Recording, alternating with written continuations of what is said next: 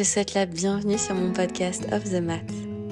Mon intention est de te partager ici les clés précieuses que j'ai reçues du yoga pour apprendre à m'aimer, reprendre confiance en moi, cultiver mon équilibre et ma paix intérieure chaque jour. Je te souhaite la bienvenue chez toi. Talia is an inspiring and devoted yoga teacher and practitioner that you might already know for sure. Born in Israel, Talia was introduced to yoga at the age of 6 by a mother. She then moved to New York City before 5th grade, and she started teaching Hatha Yoga at age 21 in New York City.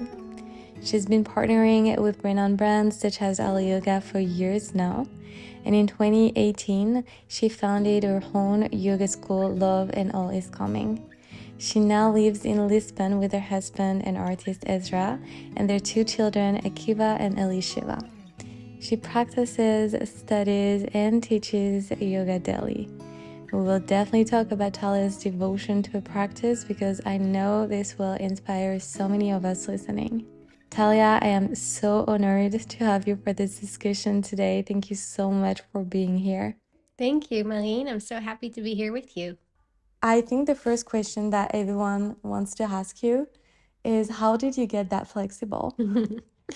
Well, flexibility is a combination of a certain type of probably what people want to hear is that it's some kind of genetics. It's probably a combination. A small factor goes into also, of course, our genetics. But beyond that, I think it's a combination also of lifestyle, the state of our nervous system, our practices, the way that we move, what we consume. So how did I get this flexible? I could probably give the short answer and say, well, I've been practicing for basically as long as I can remember. But I think there's more to it than that. It's obviously also my decades of practice. But beyond that, I think it's also a state of mind and a state of being. I remember I have like such a clear memory of one of my first ballet teachers when I was 11. On Sundays we would do like a stretching class. That's my cat snoring in the background if you hear that snoring. Basically, we would have every Sunday we would have like a 3-hour ballet class, and the first hour was just like basically stretching.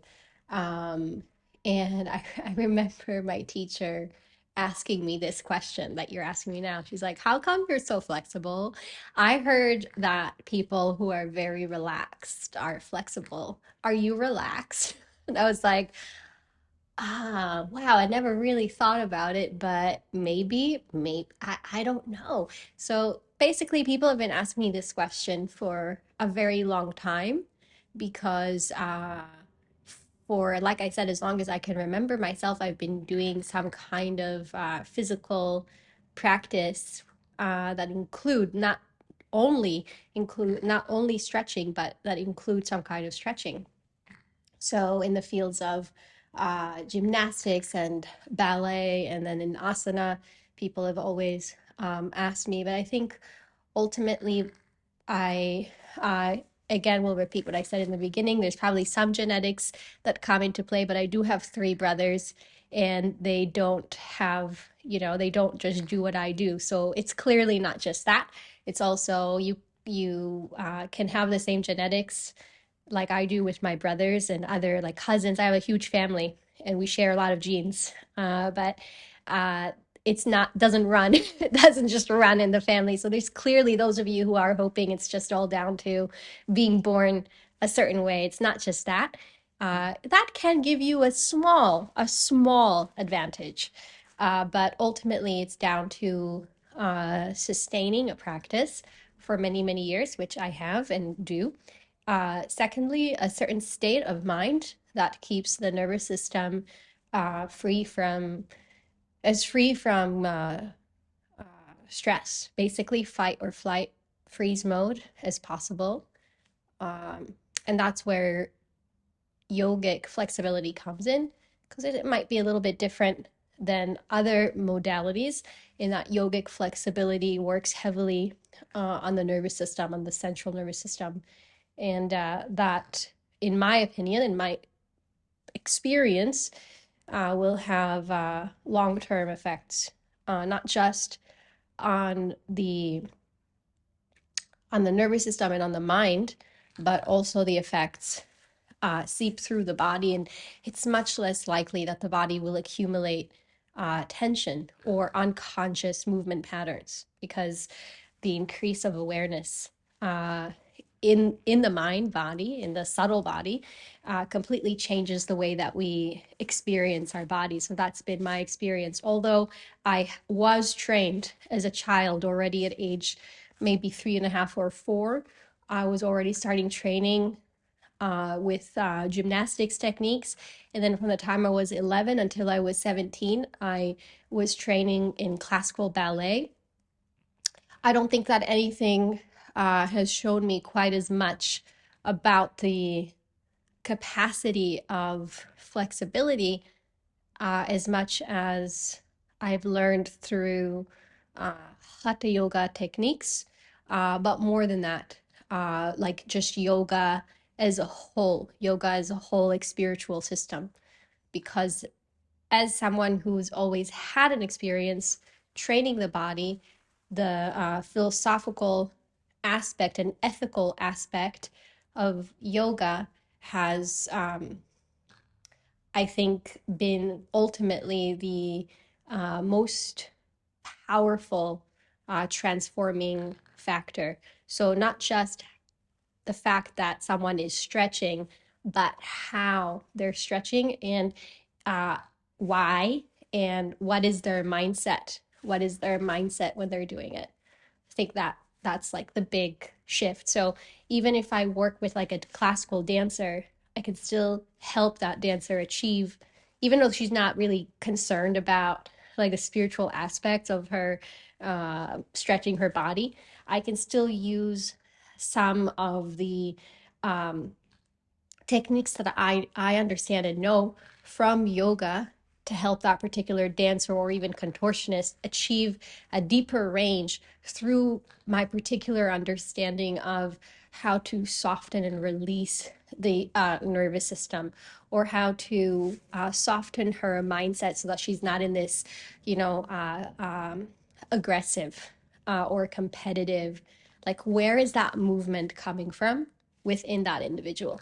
And so these are tools that I've learned from through yoga. And I, as always, answer one question with like a million other topics. So hopefully that's okay. But basically, I guess that's why, to answer your question. You know what I was sharing with you earlier? Like, I really want to take a training with you, but I feel like it's not the right time just yet. I was like asking a bunch of questions to girls that I've actually taken trainings with you that were definitely encouraging me to take the trainings, but I was like, okay, but like how does she teach? Like what is her angle in teaching back bendings? Because as you said, like there is contortion and then there is yoga flexibility.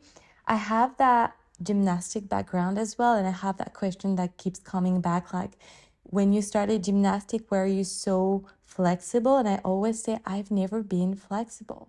I've never really been flexible, especially, I don't know if you've seen really my practice, but my lower backs is so not bendy at all. I think it all comes from my hips and my shoulders.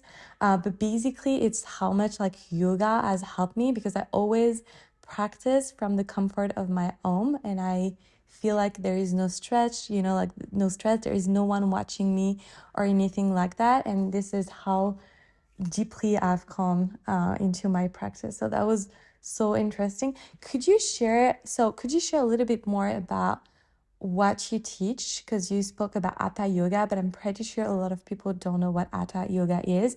Myself, I'm not even sure I know exactly what it is. So could you share a little bit more about that style of yoga? Hatha yoga is not a style of yoga. So although it's often portrayed as a style of yoga, like if you look at your anyone thinks about the local shala, local studio, their schedule is gonna say like power vinyasa and like Iyengar, and then it's going to say Hatha Yoga. And so people assume that this is like a what it means in popular culture is gentle, non-vinyasa yoga. But Hatha, the Sanskrit word Hatha, it means effort. So basically, effort yoga is all of the modalities that come under physical effort yoga. So the yoga that involves physical effort, because of course, yoga is an umbrella term for many different margas or paths that are possible for a yogi to take. Some take the path, the marga of bhakti, devotion. Some take the path of jnana, of knowledge. Some take karma, the selfless action. Some may practice Raja Yoga, which is, of course, classical yoga, which includes the Ashtanga yoga system, the 8-limb system. And of course, we have Hatha. Hatha Yoga is the method of beginning with effort. So it doesn't matter what style you think that you're doing or that you are doing, whether it's Ashtanga Vinyasa or Iyengar or Ghosh, or you're doing a Love and All is Coming, or you're doing Jiva Mukti, or whatever it is, all of that falls under Hatha Yoga. So Hatha Yoga means asana, pranayama, bandha, mudra, kriya, all of the physical practices that includes inside of that. Instead of the mudra, it includes drishti, it includes bandha. So all the physical practices are called hatha, effort yoga, the yoga that begins with the effort of the body. So it's not, Hatha Yoga is not a style, and it's also not the definition of yoga at large, as some people may mistakenly believe. So it's possible to practice yoga physically, but it's not mandatory. We can practice yoga devotionally. We can practice yoga through its philosophy, and hopefully, well, at least the way that I teach, you asked, I think you also asked that. So the way that I teach at Love and All is Coming is Love and All is Coming is a school which integrates all of the paths that I mentioned. So it's a highly devotional school. We do a lot of bhakti.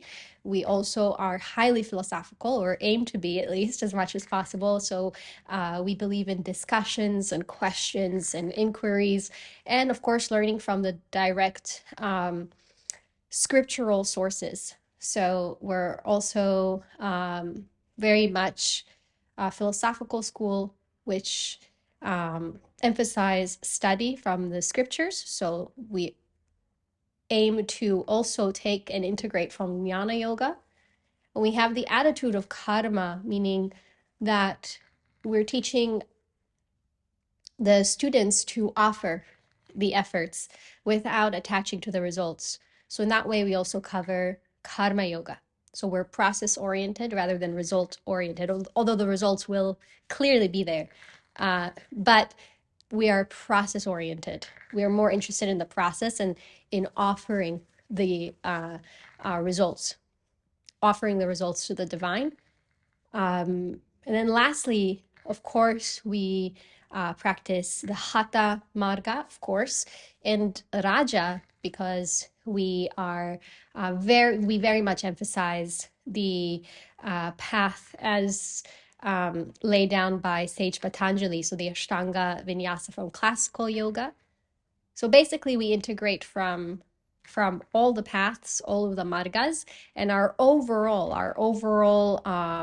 attitude is that of Advaita Vedanta, and Advaita Vedanta means the non-dual philosophy, which is basically the bottom line of the perspective that although we may teach different kinds of philosophy like Sankhya or yoga philosophy is a dualistic philosophy, but ultimately everything we teach, although we teach dualistic methods, ultimately everything will lead us towards that non-dual perspective, or Advaita Vedanta. Talia, you have an abundance of knowledge that's just incredible. We've been just recording this discussion in like 15 minutes. I cannot imagine how much you have to share. Could you share a little bit about how you become that knowledgeable in the topic of yoga, did you take classes? Did you open books? Do you have rituals, things that you do every day to keep learning? Or is it something that you've just rooted and now you just keep sharing it? It's kind of like the same with what we spoke about in the first question of how is it that someone is physically flexible. It's the same. How do we become knowledgeable is also a similar thing. Well, some of it probably, yes, is in not the physical DNA, but in the karmic DNA. So, at least from my perspective, this is not, no one here is having like a YOLO, you're not living once, you're actually living millions of times. So we are all carrying knowledge also and experiences from many lifetimes, many, many lifetimes. So some of it is born, some of it we're born already with, just like our DNA gives us a certain appearance or certain how tall we're going to be, or maybe what we are going to be more intuitively like drawn towards because of maybe our ancestry and so on and so forth. In the same way, our karmic imprint is subtle. It's not something that we can see in our DNA, but karma is there. And so the karma is the reason that we're here and we're born again in this body, is because we have really we have things to understand. We have karma has made it so that we are here again. We're on this plane. We're in this body, in this birth, so that we can learn. And we do come with things already. So for as long as I can remember myself, I've been interested to an obsessive degree in on trying to understand how, like, who I am and how things work. So this was also from a very young age. Also, for as long as I can remember myself, I was like the kind of kid that had like very uh, intense questioning. And I grew up in a very, I would say, religious and spiritual household. So both of my parents had spiritual practices. So I already in my early childhood observed very specific practices that my parents were doing, and their ways of connecting with God. And although it wasn't necessarily a yogic thing that they were doing, my atmosphere that I was in was quite spiritual in its own way. So basically, naturally, as like I said, as long as I can remember, I had these deep desires to understand myself, like who I was, why I was here. I wanted really desperately to also see God. And like these are the kinds of thoughts that I remember having as a child. I was like, I want to see God. Like I hear my parents talking about God and always discuss, like, I want to see what God is. So I would like really ask God to like show me, like, I want to see you. What do you look like? What do angels look like? These are questions I had from a very young age. And basically, when I was 6, my mom was diagnosed with lymphoma. And that took my parents' like spiritual practices to a higher, like even like a more intense degree, because I think they really saw it as a call to like re-examine themselves. Both of them. They were amazing. They are amazing parents. I was very blessed to be born to such like a loving, really loving family. And when my mom was diagnosed, my parents, I come from a Jewish family, and my parents really intensified their devotional practices.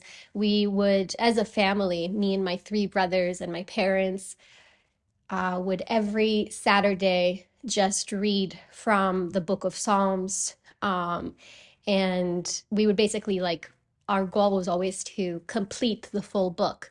And I was 6 years old. My little brother was like 3.5. He was already reading because it was like so important. Even my little brother was like, he was only 3.5. And now I have a 3.5-year-old. And I can't believe that my brother was like sitting there and reading Psalms at that age, because my daughter is like definitely would not want to do that. So basically, I can't believe that at such a young age, all of us like sat there and like would read together, or like basically chant and pray. But one of the things that did come out of it is that I really pushed especially my dad. I was like, listen, I get that you have a good intention, like, and this will help mom heal, but also I have no idea what this means. So do you? Like, although I grew up as a Hebrew speaker and we're reading this in original Hebrew, but it's like biblical Hebrew is very hard to understand. And I was 6, but it was like really important to me. I was like, I'm gonna read this because I believe you that this will help her and us. But like, what does this mean? And luckily, my dad did never he was never like, oh, like, just don't worry about it. He would actually like get me like meetings with rabbis and whoever he knew in his spiritual circle to like help answer my questions of what is God, and if God is real, why can't I hear him or her or see it? How does it work? Why was I born? Why is my mom sick? She's such a good person. Like, why is she suffering? I had all these questions, and they did the best that they could, but basically, at the end of the day, nothing was really solved. So how did I get to where I am now is because from the time I was a child, I've been a more like existentially wired person. I've been asking all these questions, and also my background, my parents were deeply involved. Every day they were doing things. And my dad, to this day, he's 76. Yeah, 76 or 70, no, 71, I think. He's 71. Ezra's dad is 76. Okay, so my dad is 71. And to this day, he wakes up every day at 5 a.m. and the first thing he does is this whole elaborate, like, prayer meditation practice. This is what I remember him doing also when I was a kid. And when my mom was ill, he would do even more. He would go on like a speech fast, what he calls. In Sanskrit, we call this mauna, which is not speaking. Um, but he would do this. He would call it a speech fast, and he wouldn't speak. He would stay in silence. So he did that. My mom did all sorts of things. Once she got sick, and she was unwell, you wouldn't know it because she was really, in many ways, glowing because she completely used that opportunity that she was suffering to completely transform herself in every way, like her lifestyle, who she interacted with, even the colors that she chose to wear, and the fabrics. I remember she started only wearing like white cotton and like natural fibers, like very light colors.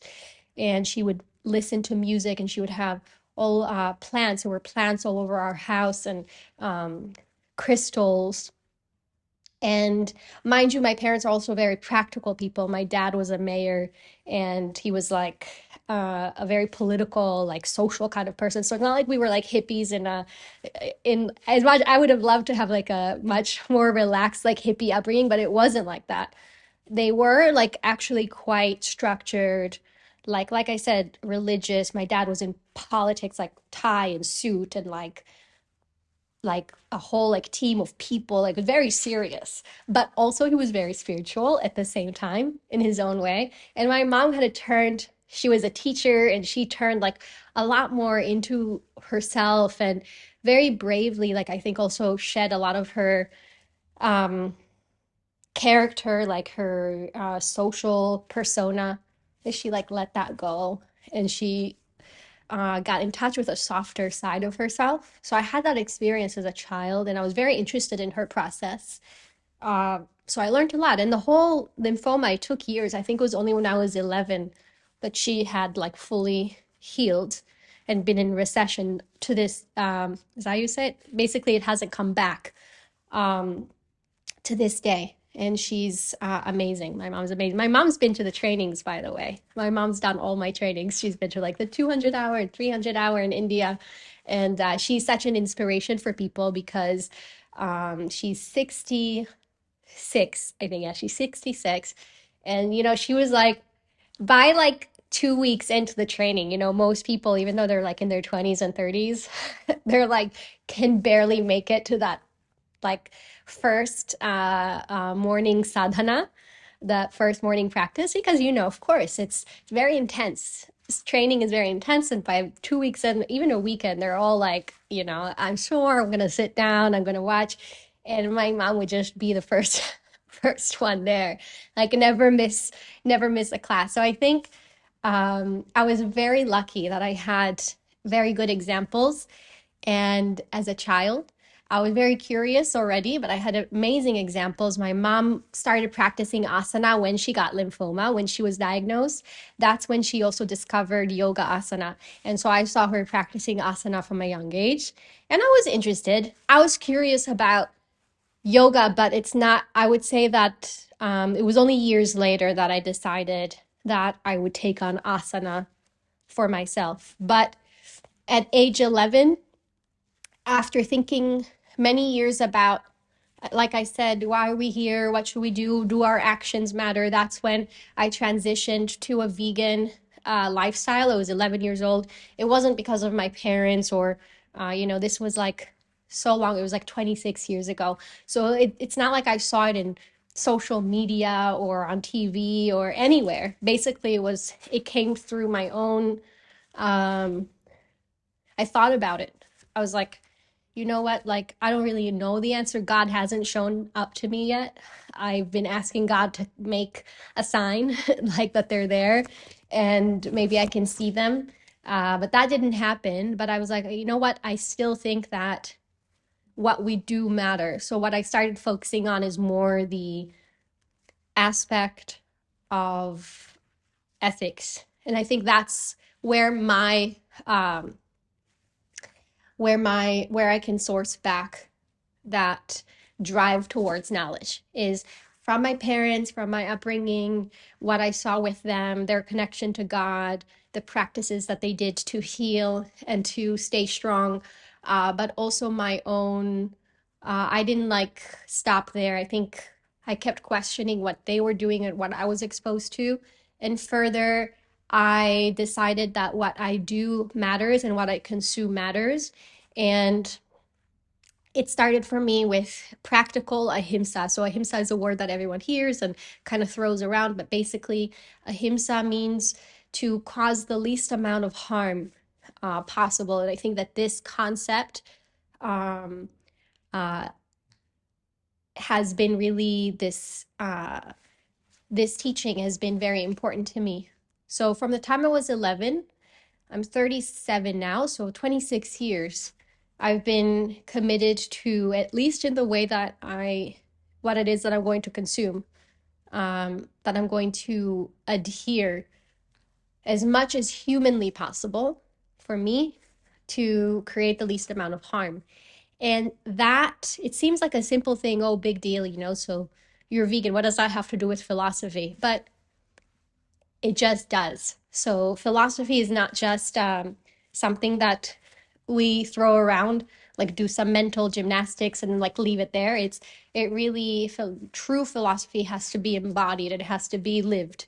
So basically, by being different from the time I was 11, because I was different, I had a lot of different interests than other people, and I also ate differently than other people, and I didn't want to, and I didn't really mind. Basically, that taught me something about myself in my young age, that I can be different from my family. They still love me and they support me. And even though, yeah, I'm a little strange and to them, again, not to me, but from my perspective, I was always like, I'm the one that's being very clear, guys. But it's fine. You think I'm strange, that's fine with me. But basically, it taught me a lot because as a kid already at 11 years old, 12 years old, I was like, it's cool, like these kids at school, they don't get it.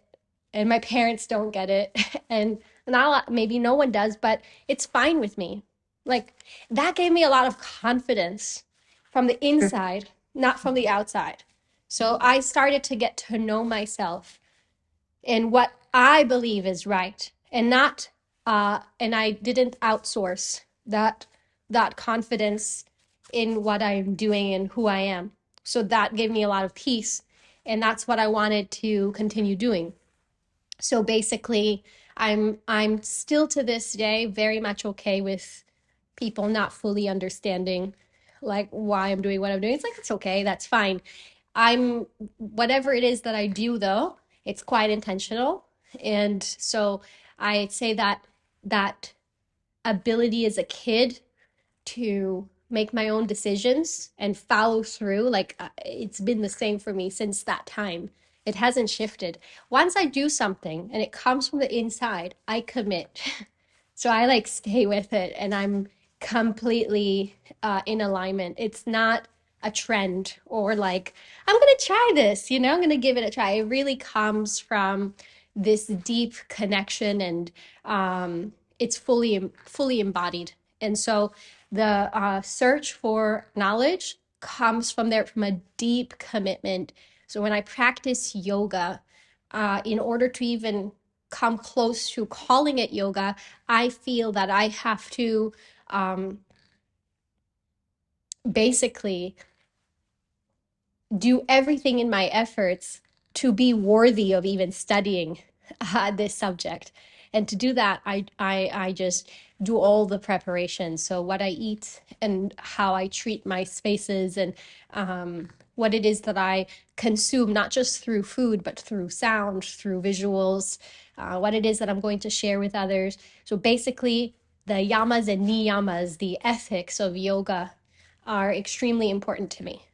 And that once we have a little bit of effort, and it's not about being perfect, because sometimes people can hear that and it can be really, I understand that it can be really discouraging because sometimes people are like, well, I can't do it, or that's not for me, or oh, like what is she saying, and like am I not really practicing yoga because I'm not. And I don't mean it in any way like that.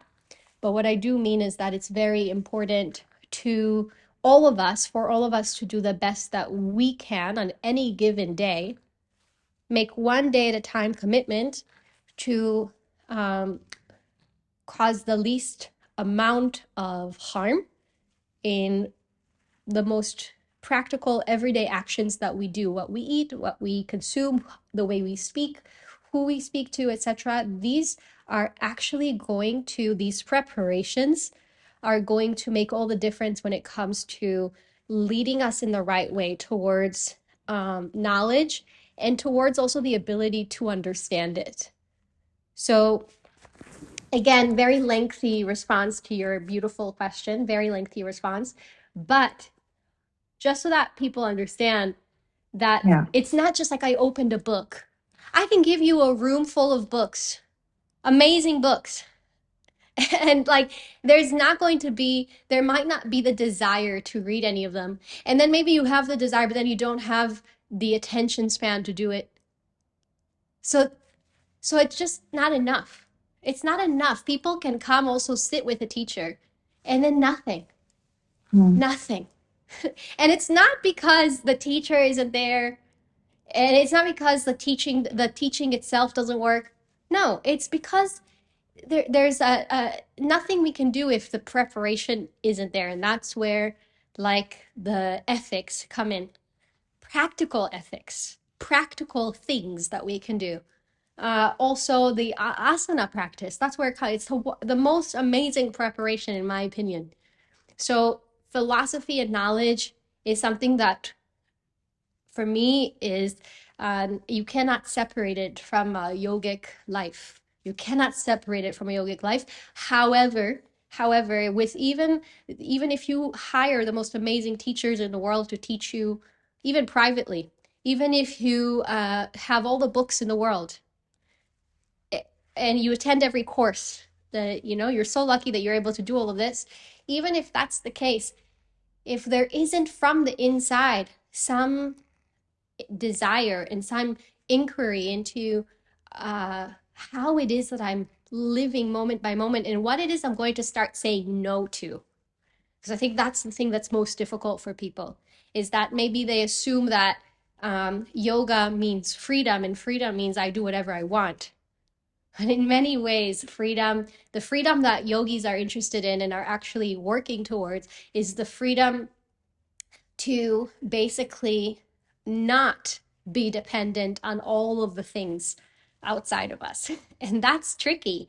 because most people are like, yes, yes to more of everything. Yes to more of everything. More friends, more people, more noise, more drama, more relationships, more success at work, more money, more travel, more of everything. Give me more of everything. Whereas the yogic pursuit of freedom is actually more freedom from those things. I'm not interested. I'm interested in what's inside of me, and I'm interested in the truth. And that requires slowly, slowly actually saying, uh, knowing what to say no to. It doesn't mean I don't enjoy life or partake in the beauty of life, but it means I know what to say no to so that I am basically different from my senses. I am not my senses. I'm not the pull, right? Whatever my eyes and ears and taste is asking for, I'm not just immediately, impulsively reacting yes to. So there is a deeper intelligence. There's a buddhi, there's an intelligence, a discernment that's going to help guide me in life. And that kind of intelligence is the beginning of being attracted to yogic knowledge, which will come, and being drawn towards the right teachers, which will also come, but it starts with us. And it definitely also starts with the the courage to say no to some things. So if you're listening and maybe you're practicing yoga, but you do your yogic practices, but then you're also, you know, you feel bad, like saying to your friends, to your group of friends, that you're not going to drink, or you're not going to smoke, or you're not going to do whatever activity that maybe you feel is not how you want your mind to feel, not how you want your heart to feel, but you just do it because of like a kind of societal pressure or a fear of being different. What I'm trying to say is that it's better to start now than never. I don't regret being different as an 11-year-old. I don't regret being different as a 16-year-old. I don't regret being different as a 20-year-old. I don't regret being different now, because yes, it does require some courage, but the return, the return of being free from the false selves and the pretending and the who should I be with this person and who should I be with that person and how to be a people pleaser and so on and so forth. This is all consuming our potential. So yoga practices free us from that so that we're not consumed by this, and our potential, our true potential, and our true desire can really begin to shine through. That's beautiful. I love everything that you shared. I was just drinking your words. And I can tell like the way you're speaking, how like devoted you are and convinced as well of what you're doing and that there is like a true intention behind. As you were speaking, I was wondering, like, you kind of kept responding to the question that I was like asking myself while you were speaking, but was wondering like, did she even struggle at some point because you kind of feel lonely, especially as a child? Like, you can be convinced that what you're doing is exactly aligned with what you believe in, but at some point we live in a society where, I mean, at 11 maybe there is not so much social media, but nowadays like social media is so triggering and so challenging at so many levels, because we try to stay in that philosophic aspect of yoga, but there is always like social media pulling us out of it, like comparison or pushing your body is always like harder. How today do you manage to be on social media and to stay true to your philosophy and your first intention? Because I feel like there is a huge gap between the two. So, social media is a tool, and it's a tool that we can use, or at least I speak for myself. I use this tool to spread the message of yoga. So, there's different ways to use it. People can use it for different things. But for me, it's a tool. It always has been. I'm like an Instagram, literally a dinosaur. I've been there for like I don't even know how long. It's been a very long time. So basically, I've been doing this a really, really long time. I don't even know how long. It's been very long. And the message for me has always been the same. So I will share the aspects of my practice, which are visual, mostly asana, because it's visual, it's beautiful, and I love sharing. I basically really enjoy, from the beginning, I've enjoyed sharing images and videos of my asana practice because I found it not only a beautiful process, I think asanas are gorgeous to behold, as you know, because it's something that you spread a lot of beauty as well through social media. I think that is very, at least again, I'll speak for myself, but for me, that is very satisfying. I've always been drawn. Another thing that I've always been drawn to is just beauty of life. Just beauty for me always was, remember I told you, I was like, how can I see God? And it ultimately, I think one of the ways we can't see God, God doesn't have a body and God doesn't have an ego. It's not something that we can see, but God manifests in every form. And it's especially easy to see the divine in the beautiful shapes and forms all around us, in flowers and in the ocean and the mountains and trees and all around us. Literally, nature is one of the forms of God, like looking out at being in a forest at night and looking and being able to see the stars is so magical. So I think it is possible to see the divine at some aspects of it through the forms all around us. And I think that yoga asana is also something that is divine in its form. The forms, the postural forms are divinely beautiful. I'm so happy not only to have this practice but to share it. So for me, it's very fun. Firstly, it's fun. Before I dropped out of college and I became a yoga teacher when I was 21. But before that, when I was in college, I was in art school, and besides, like I said, I had all this physical practices that I did as a child. I've also always been very artistic, and one of the things that I always did was I would always paint. I would always paint, and I would always have cameras.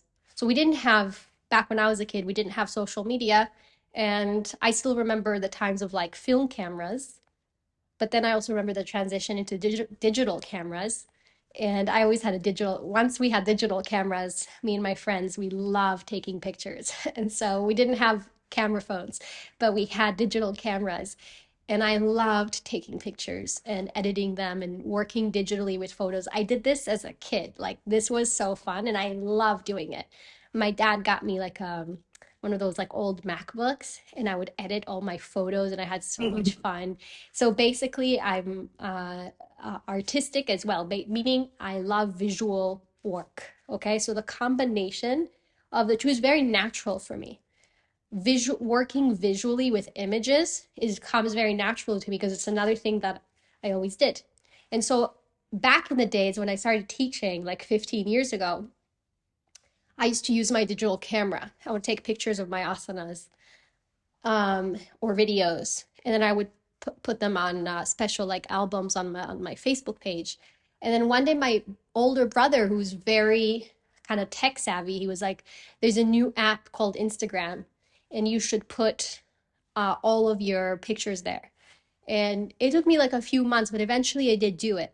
And I think I was one of the first people to basically post these I think, beautiful images of asana on Instagram. And it grew very quickly. It grew organically and it grew very quickly. It was a different time. It was like a monster, It was a completely different time. And we would get so many followers right from the beginning. And it was really beautiful. It was very fun. So I had because I've been there for a really long time, I think my um, original relationship with social media was like super exciting and fun. And I met a lot of people like first through Instagram, but also then we would like get together. I was living in New York City and I met a lot of people and we all hung out and did things together, did like yoga challenges together. And I met a lot of to me, I will always be grateful for it because it was the beginning of community for me and the beginning of Love and All Is Coming. I started writing, not beyond just the images. I started writing and I started writing about love and all is coming. And it created a community. So for me personally, my experience has been positive. So I understand that it's also a toxic place, but ultimately I think it's a neutral tool. So yes, will it require, especially nowadays, it's a completely different thing, right? And it's very challenging. I get it. There's so many people on there, different things pulling our attention, but that's why that yogic skill of not outsourcing our peace, not outsourcing our confidence is so important. So if you're tethered in yourself, it's more likely that you'll succeed to be able to also use social media correctly. For me, I'm not going to say it's been anything but a blessing because for me it has been. So again, it's personal. But for me personally, I'm grateful for social media. I wouldn't be talking to you if I uh, didn't see your account and been so inspired and really like I think I'm glad that I get to meet people from all over the world who have maybe similar interests to me or doing similar work. Like I'm interested. I think it's very beautiful to connect with people that otherwise I would never be able to connect with. How would I know about you? How would I know about some of the other people that I admire? How would I know about them without social media? So who do you follow on social media?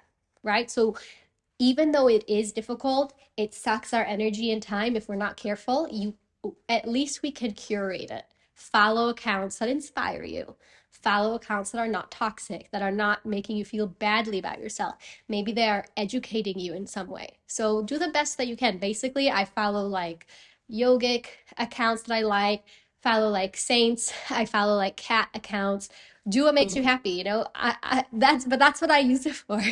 I like to like look at like funny cats, like beautiful handstands, some like yogic wisdom, and yeah, that's basically about it. And like some funny meme accounts. But there's no need to follow things that are going to make you feel badly about yourself in any way. So at least you can curate it and then keep, obviously, there's some discipline that's required. Like if you have a scrolling problem, I think there's like people that now like have all these tools and things that they do, but basically use it more to connect with others and create yourself. That would be my advice.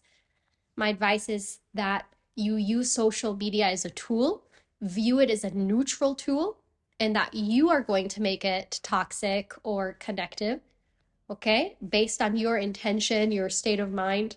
Are you judging others? Are you judging yourself? So use it to connect. Be in the best version of yourself, right? So when you are sharing, share from the best possible version of yourself that is wise and loving and also have compassion for others. And I think that makes it a better place for everyone. Okay, so use it as a tool, be kind, and share responsibly. Share responsibly. What am I sharing?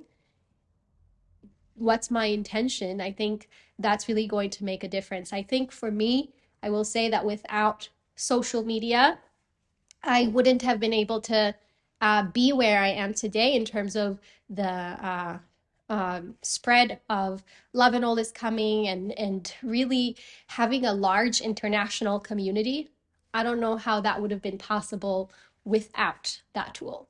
And it's same as when you're enrolling your mat, is what is the intention that you're placing behind your actions. So how do you want to feel and act accordingly?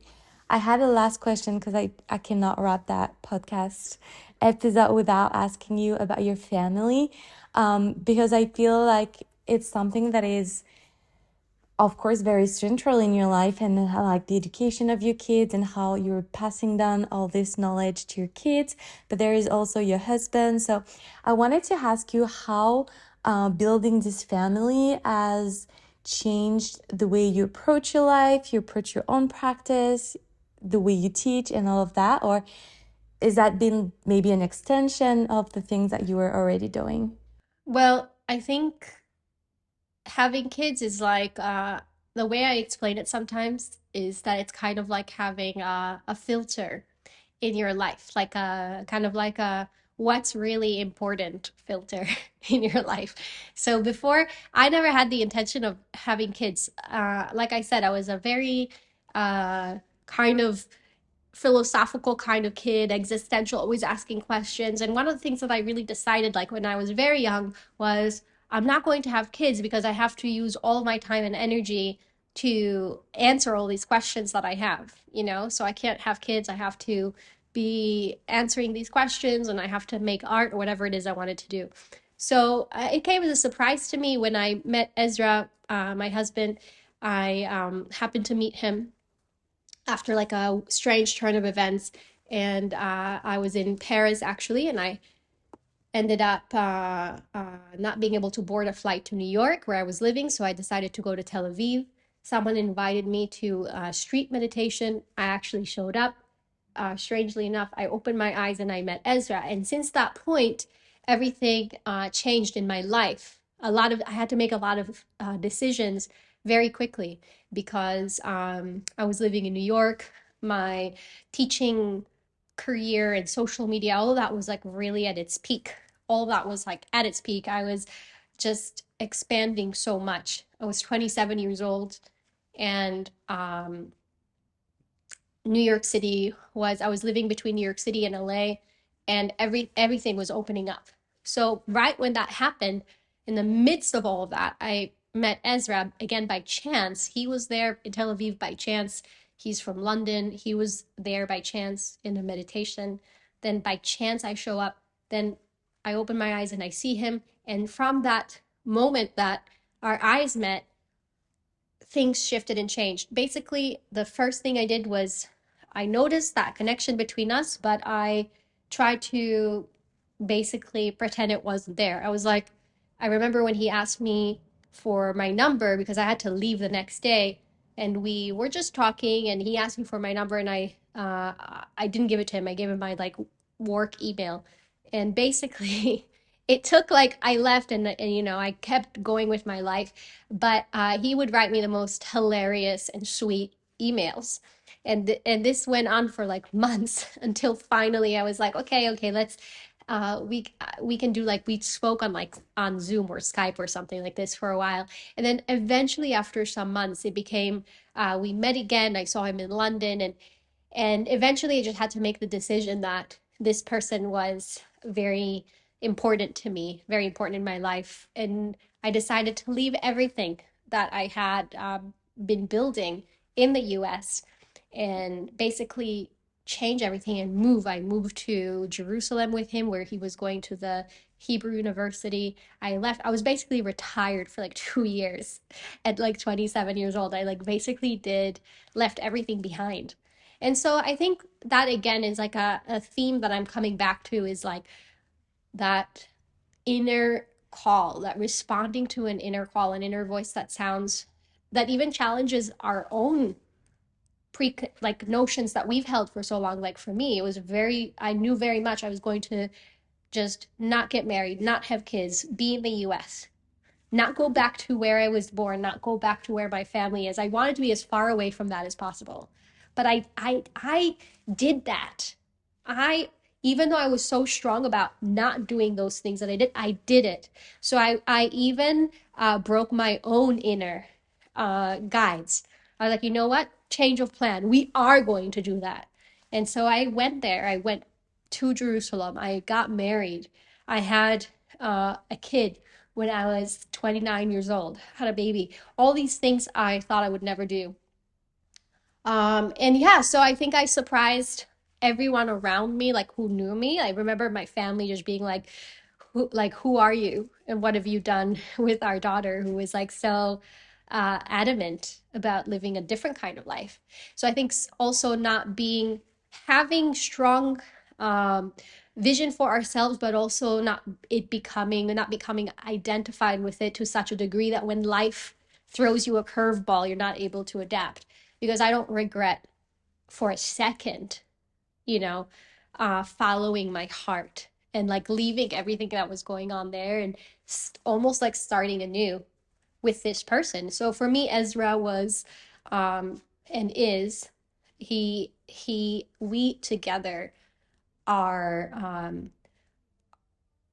like, it's kind of cliche like to say that we complete each other in some way.